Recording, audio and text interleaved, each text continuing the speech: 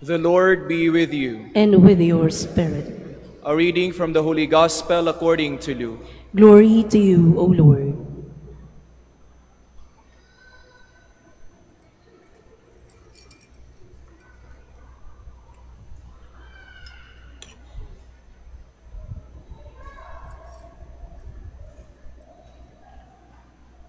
The two disciples recounted what had taken place on the way and how Jesus was made known to them in the breaking of the bread. While they were still speaking about this, he stood in their midst and said to them, "Peace be with you." But they were startled and terrified and thought that they were seeing a ghost. Then he said to them, "Why are you troubled? And why do questions arise in your hearts? Look at my hands and my feet, that it is I myself. Touch me and see, because a ghost does not have flesh and bones, as you can see, I have." And as he said this, he showed them his hands and his feet. While they were still incredulous for joy and were amazed, he asked them, "Have you anything here to eat?" They gave him a piece of baked fish. He took it and ate it in front of them. He said to them, "These are my words that I spoke to you while I was still with you, that everything written about me in the law of Moses and in the prophets and Psalms must be fulfilled." Then he opened their minds to understand the Scriptures.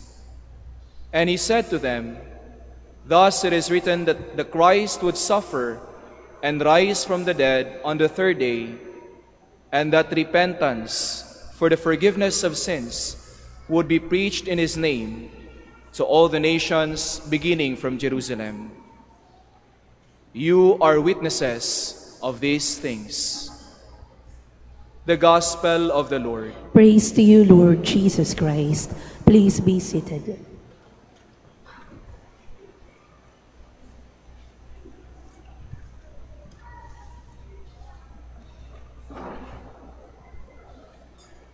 Magandang hapon po sa inyong lahat. Ngayon ay ikatlong linggo ng Pasko ng Pagkabuhay. Kaya ang ating ebanghelyo ay ang ating pagbasa ay tungkol pa rin sa Pasko ng Pagkabuhay. Ito ay isang Easter narrative. Isang kwento na may patungkol sa kay Kristo na nabuhay namang muli. At ito ay hango sa ebanghelista na si San Lucas. So, yun po, yan po San Lucas. Yan po yung apat na ebanghelista. May kanya-kanya silang kwento tungkol kay Kristo, kung paano na-encounter ng Christian community at ng mga apostoles ang ating Panginoon. So, ngayon po, sa ating pagbabahagi, ay malamang-malaman po yung ating ebanghelyo. Ang gagawin ko lamang po ay hihimay-himayin ko para sa atin. Siyempre, pag binabasa, minsan di naman natin napipick up lahat. Hihimay-himayin natin at bibigyan natin ng pansin at ng diin ang ilang nilalaman ng ating kwento o Easter narrative. Siguro mga 3-4 na puntos lang ho naman po ang ating bibigyan ng pansin. Ang ebanghelyo ay nagsimula ng ganito. It started with this. The two disciples recounted what had taken place on the way and how Jesus made known to them in the breaking of the bread. So, sa ating pagsimula, may binanggit na 2 disipulo at sila ay nagkikwento. Ang ibig sabihin, itong ebanghelyo natin ay kadugtong ng another story, another encounter with Jesus who was resurrected. Ito yung pagbasa na The Road to Emmaus. So, bakit magkaibang kwento pero magkadugtong? Magkaiba kasi magkaiba yung tagpo. Yung una ay tagpo sa daan habang naglalakad. At yung itong ebanghelyo natin ay nakabalik na sila sa Jerusalem. Yung dalawang naka-encounter kay Jesus. Ano yung gusto nating bigyan ng pansin? Sila ay nagkikwento. At kung alam niyo yung kwento ng The Road to Emmaus, just like anyone else who followed Jesus, sila ay bagsak na bagsak ang kanilang damdamin sa pagkamatay ni Kristo. Kaya malungkot silang naglalakad papalayo sa Jerusalem, kung saan nangyari at nagdusa at namatay ang ating Panginoon. So yun po, pansinin ninyo, papalayo sa Jerusalem. Siguro gusto na nilang kalimutan. Ganun naman tayong mga tao, di ba? Kapag hindi magandang alaala and we want to move on, lumayo tayo sa lugar na yon. Mag-move on tayo, mag-move forward tayo. Doon sa kalagitnaan ng kanilang paglalakad, doon sumabay sa kanila si Jesus. Ganda ng kwento, no? Sumabay si Jesus. Pero hindi nila nakilala si Jesus. Ito yung gusto kong bigyan ng diin kung paano nila nakilala si Jesus. Kaya nga sabi dito, ang kanilang kwento ay how Jesus was made known to them in the breaking of the bread. Bakit gusto kong bigyan ng pansin at bigyan din ito? Sapagkat mula noon, mga kapatid, hanggang ngayon, yan ang ating ginagawa pag tayo nagmimisa. Pag sinabi sa isang Katoliko, sa isang Kristiyano, the breaking of the bread, ito Eucharistia. Ito ang iniwan ni Jesus nung sila nagdiwang ng huling hapunan. Pero siguro, pagkatapos sila magdiwang ng huling hapunan, namatay si Kristo eh. So siguro, kung hindi nabuhay si Kristo, baka patuloy nang nabaon sa alaala yung breaking of the bread. Pero naglalakad sila at napagod na, padilim na, tumigil sila sandali at nung kinuha ni Kristo ang tinapay, habang sila'y nakatingin, doon lang nila nakilala muli ang ating Panginoon. Ibig sabihin, ganun na lamang kahalaga sa alaala, sa kasaysayan, sa pagkilala kay Jesus ng Kristiyano sa breaking of the bread. Kaya yan yung sentro ng pagdiriwang natin palagi. Ang breaking of the bread. Ang kaibahan dito sa kwento, ang kinikwento nila ay hindi lang yung Kristong namatay after the Lord's Supper. Ang kinikwento nila ngayon ay yung Kristong naka-breaking of the bread nila na buhay. So mga kapatid, pag tayo ay nagmimisa in the breaking of the bread, ang ating kainkwentro ay hindi si Kristo na namatay lamang o hindi si Kristo na nabuhay ang muli. At doon nakasentro ang alaala at ang pagkilala ng Christian community nung panahon ni Kristo, nung panahon na San Lucas. Kaya kita nyo, simula pa lang ng Ebanghelyo, meron na agad itong nilalaman na napakahalaga. Nagtuloy ang kwento. Habang nagkikwento yung dalawa, kung paano nila nakilala si Kristo, ay dumating si Kristo. Muling nagpakita. Hindi nila agad nakilala. Ganda, no? Sapagkat makatotohanan ng pagkikwento. Hindi naman agad-agad naniniwala tayo basta-basta. Siyempre, pag ba nagkwento sa inyo, si ano, nabuhay naman muli. Baka guni-guni mo lang yan. Baka multo lang yan. Kaya nilinaw ng ebanghelistang si San Lucas. Sabi niya, hindi ito guni-guni, hindi ito multo nakita namin. Kaya nga sinalaysay niya, nung muli nagpakita si Kristo, sinabi sa kanila, ang multo ba ay may katawan at buto? Pinakita niya ang marka ng kanyang sugat, humingi siya ng makakain, at sila'y nagkaroon ng pagsasalo. So nagpakita muli ang buhay ni Kristo. Pero sa kanilang pagsasalo, habang sila nagsasalo, ang Panginoon ay nakipag-usap muli sa kanila. At ang sabi naman sa kanila, hindi ba may pinaalala ang Panginoon? Sabi niya, hindi ba? Ito na yung sinasabi ko sa inyo noon pa.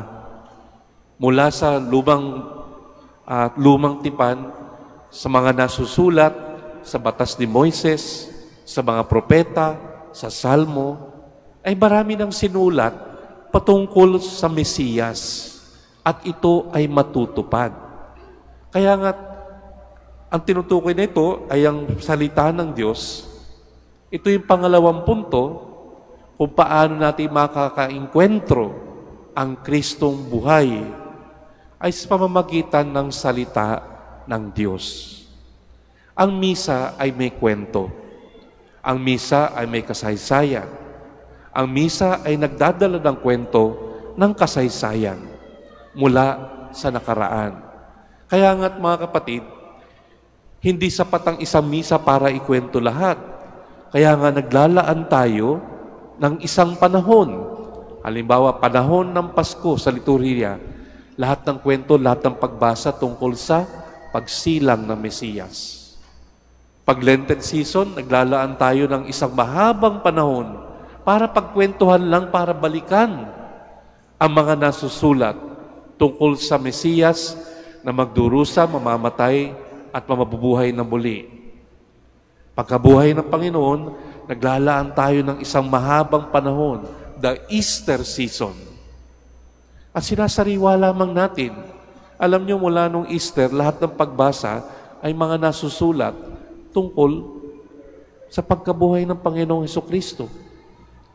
Kaya ito ang pangalawa kung saan ay enkwentro ng mga Kristiyano ng panahon ni Kristo, pagkatapos ng siya'y mawala, mga apostoles, at sumuluhod pang mga henerasyon, pamamagitan ng pagsasalaysay, pagkikwento, pakikinig kung paano ito nangyari ang kasaysayan ng kaligtasan ng tao.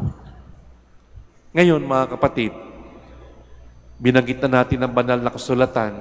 Naririnig nyo minsan, mga Bible Christians. Tayo rin, ay Bible Christian. Kristiyano tayo. Tayo nga una. Panahon pa ng mga apostoles. No? Hindi pa ganap na tatag ang simbahan na katulad ng ngayon. Ay naroroon na tayo. Kaya nga isang mark ng Catholic Church is Apostolic Church. Ibig sabihin, ang ating pananampalataya ay matetrace natin pabalik hanggang sa mga apostoles. Kaya nga pwede mo sabihin, uy, original to.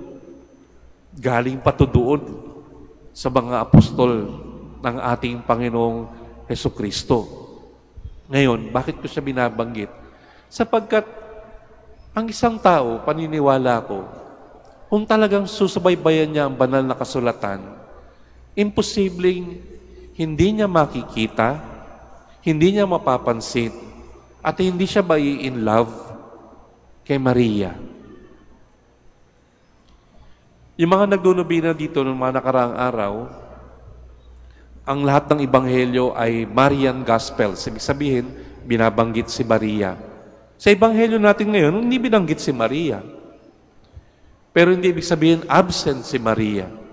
Nung sinabi ng Panginoon na maraming nasusulat tungkol sa Mesiyas, kasama doon si Maria. Mula sa angkan ni David, isang babae ang magsisilang.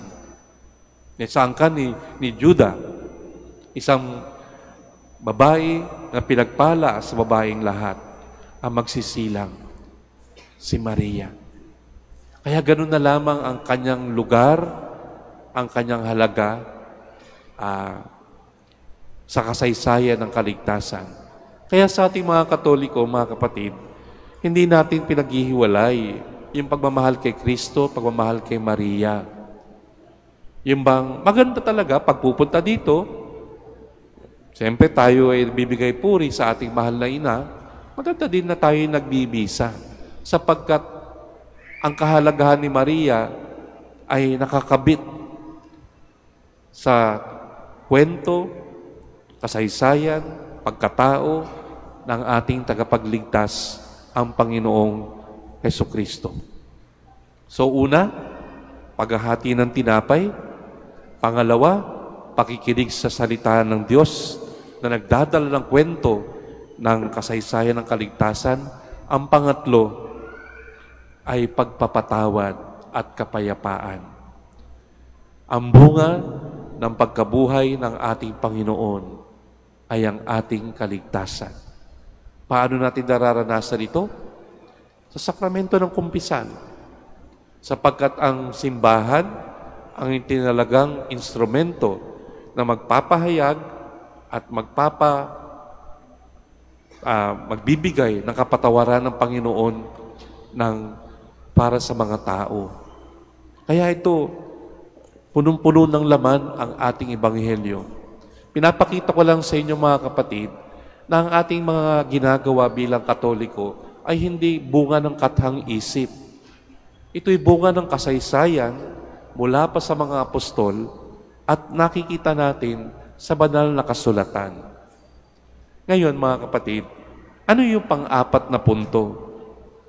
Ang sabi dito, pagkatapos banggitin ng Panginoon, ang sabi niya, you are witnesses of these things.